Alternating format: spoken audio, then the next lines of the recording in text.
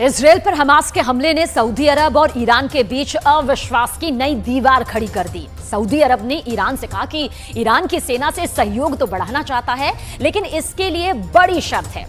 यह शर्त ऐसी है जिसे ईरान कभी पूरा नहीं कर सकता। अब सवाल क्या है? दरअसल सवाल यह है कि क्या यह सऊदी अरब का डबल गेम है?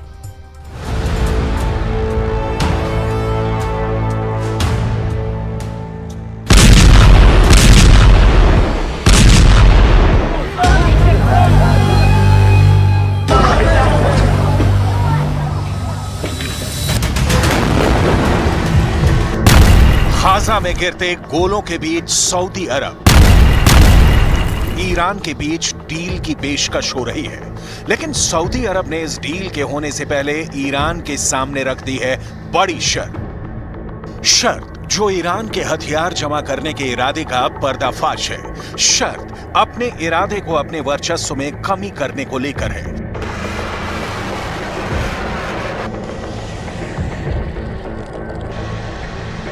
सऊदी अरब ने ईरान के साथ सैनिक सहयोग बढ़ाने के पहले सीधे और स्पष्ट शब्दों में कहा है कि ईरान क्षेत्रीय ताकतों को हथियार सप्लाई करना बंद करे। सऊदी अरब ने अपनी 7 साल पुरानी दुश्मनी को पीछे रखकर इसी साल मार्च में ईरान से दोबारा दोस्ती का नया चैप्टर खोला है, लेकिन उसके पहले ही पेज पर अब सैनिक सहयोग बढ़ाने के लिए शर्त की दीवार खड़ी हो गई है।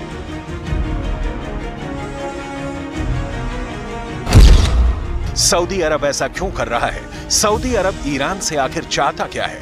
ईरान क्यों मानेगा अपने दोस्तों को हथियार सप्लाई नहीं करने की शर्त? क्या सऊदी अरब खेल रहा है डबल गेम? सऊदी अरब ईरान को हथियार सप्लाई करने से क्यों मना कर रहा है? इसकी डिटेल में जाने से पहले यह जानना बेहद जरूरी है कि ईरान किन किन देशों और संगठनों को हथियार सप्लाई करता है, और इसके पीछे ईरान की मंशा पैसा कमाना कम, अपने वर्चस्व की स्थापना ज्यादा है। यमन के हूथी विद्रोहियों को आता है ईरान से हथियार। लेबनान के हिजबुल्लाह भी ईरान का हथियार ही चलाते हैं। गाजा पट्टी के हमास लड़ाकों को ईरान से मिलते हैं हथियार। सीरिया को भी ईरान भेजता है हथियार। ईरान रूस तक को हथियार सप्लाई करता है।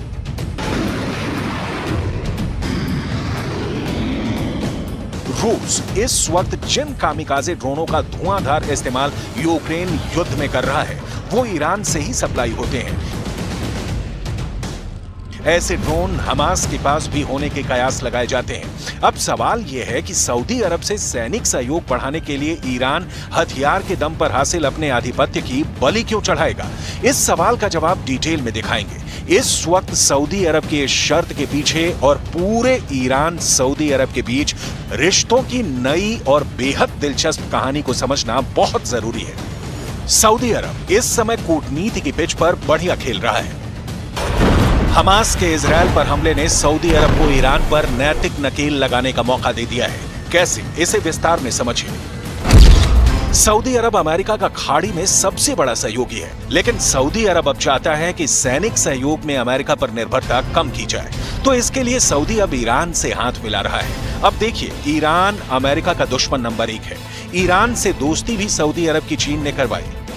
चीन भी अमेरिका की दुश्मनी वाली लिस्ट में टॉप पर है। अभी और देखिए, ईरान नाटो देशों की चेतावनी के बावजूद रूस को हथियार सप्लाई करता है। मतलब ये कि सऊदी अरब एक तरफ ईरान से दोस्ती गाढ़ी कर रूस और चीन के करीब देखना चाहता है, दूसरी ओर ईरान को अमेरिका की ओर से यह समझा रहा है कि वो हमास को हथियार सप्लाई करना बंद करे। मतलब ये दिखाने की कोशिश हो रही है कि सऊदी अरब ने अमेरिका के साथ वही पुराना रिश्ता अब भी कायम रखा है। सऊदी अरब और ईरान के बीच दोस्ती और दुश्मनी एक ही सिक्के के दो पहलू हैं। ये दोनों खाड़ी देश अपना वर्चस्व स्थापित करने के लिए लड़ते रहे हैं। यहां तक कि मार्च 2023 में दोनों देशों के बीच जो दोस्ती स्थापित हुई है, वो भी सुविधाओं वाली शादी की तरह है। आपको आगे दिखाएंगे कि ईरान हथियारों की दौड़ में इस वक्त कहां से कहां पहुंच गया है और ईरान क्यों नहीं छोड़ेगा हथियार सप्लाई करना। लेकिन अभी सऊदी अरब की ईरान से दोस्ती की असली मंशा। अल अक्सा मस्जिद में जब इजरायल की सेना घुसी तो इसका विरोध करने में सऊदी अरब आगे रहा। लेकिन इस बीच सऊदी अरब इजरायल की दोस्ती का नया मंच सजाने की तैयारी करता रहा। यह डील अमेरिका की मध्यस्थता में होनी थी। ईरान से दोस्ती के बावजूद सऊदी अरब इजरायल से दोस्ती करने जा रहा था।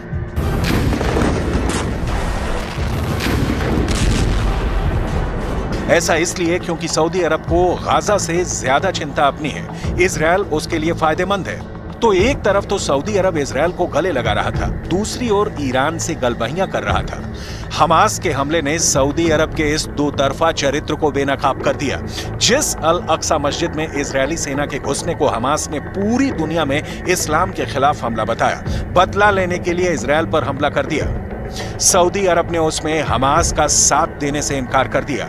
यहां तक कि ईरान पर भी हमास को कंट्रोल करने का दबाव डाल रहा है। सऊदी अरब अपनी सेटिंग में बिजी है और ईरान अपनी। कई पश्चिमी मीडिया में रिपोर्ट आई कि हमास का हमला ईरान के ऑर्डर पर हुआ, क्योंकि ऐसा नहीं होने पर सऊदी अरब इजरायल के बीच डील हो जाती और ऐसा होता तो ईरान की सारी कूटनीति और क्षेत्रीय शहंशाही स्थापित करने की ख्वाहिश मिट्टी में मिल जाती।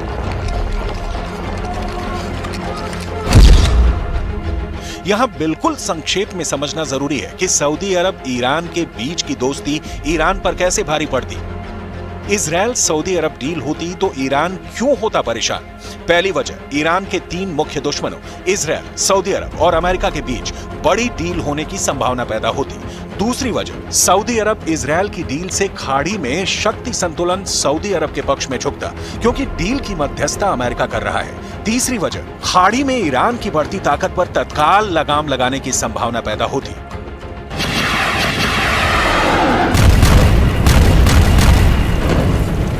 तो ईरान ने सऊदी अरब और इजरायल में डील होने से पहले हमास के हमले वाली चाल चल दी। लेकिन सवाल उठता है कि शाम अलग सुबह अलग राय जाहिर करने वाले सऊदी अरब और ईरान के बीच की दोस्ती क्या कभी पक्की भी होगी, जिसमें भरोसे की ईंट होगी? इतिहास इस मिलन के खिलाफ खड़ा है। बहुत कम शब्दों में समझिए, सऊदी अरब ईरान की दुश्मनी की 7 साल पुरानी खूनी कहानी कब, कैसे और क्यों लिखी गई। सऊदी अरब और ईरान के बीच पिछले कई दशकों से क्षेत्रीय प्रभुत्व के लिए संघर्ष जारी है, जो धार्मिक विभाजन के चलते गंभीर हुआ है। ये दोनों ही मुल्क इस्लाम की अलग अलग शाखाओं को मानते हैं।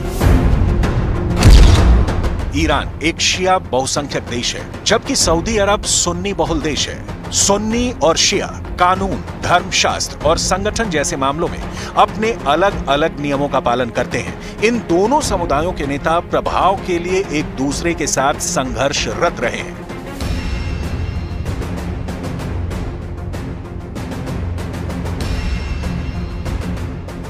सीरिया से लेकर लेबनान और इराक से लेकर पाकिस्तान तक कई क्षेत्रीय संघर्षों ने इस विभाजन को बढ़ाने में अपनी भूमिका निभाई है। कहीं कहीं इन संघर्षों ने पूरे समुदाय को ही तोड़ दिया।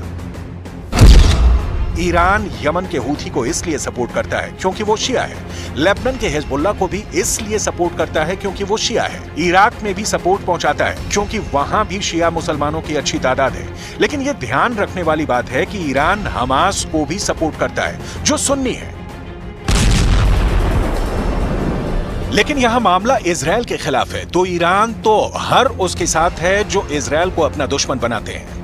लेकिन दिक्कत तब हो जाती है जब ईरान के हथियार संपन्न देश या संगठन सुन्नी बहुल सऊदी अरब के दुश्मन हो जाते हैं। इसीलिए तो सऊदी अरब नया समीकरण बनाने की कोशिश में है। लेकिन यहां दिक्कत यह है कि यहां भी ईरान सबसे बड़ा रोड़ा है। चीन और रूस से सऊदी अरब का डायरेक्ट मिलन हो ही नहीं सकता, बीच में ईरान आएगा ही। और फिलहाल सऊदी अरब के पास इसका कोई हल नहीं है, लिहाजा सऊदी अरब का डबल गेम जारी है।